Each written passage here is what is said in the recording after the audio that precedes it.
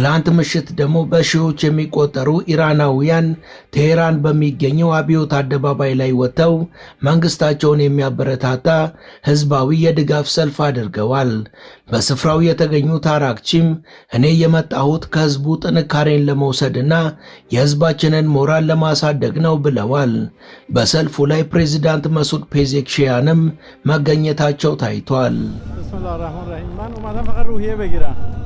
دیدن این مردم واقعا یک روحیه بسیار بزرگی رو به همه میده و من هم یک قطره از همین مردم هم በኢራን ያንደራደርም አቋም የተበሳጩት ፕሬዝዳንት ዶናልድ ትራምፕ ኢራን ከዚህ በኋላ ጦርነቱን እንድታቆም ስምምነት ማድረግ አይጠበቅባትም፣ ምክንያቱም ግጭቱ ከ2 እስከ 3 ሳምንታት ውስጥ ሊቆም ስለሚችል ምንም አያሳስብም ብለዋል።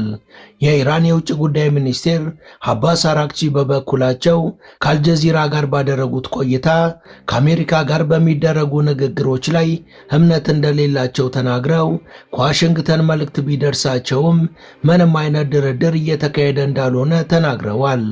እነሱ የገልፍ ሀገራትን እንደ ማስያዣና እንደ መሸሸጊያ ዳዋ እየተጠቀሙባቸው ነው።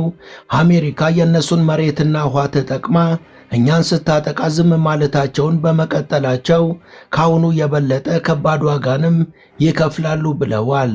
إن استخدام الولايات المتحدة لأراضي وأجواء ومياه هذه الدول ضد إيران هو حقيقة، ونحن نضرب فقط الأهداف الأمريكية الموجودة في هذه الدول. أمريكا የአረብ ሀገራትን መሬት አየርና ውሃ እየተጠቀመች ነው።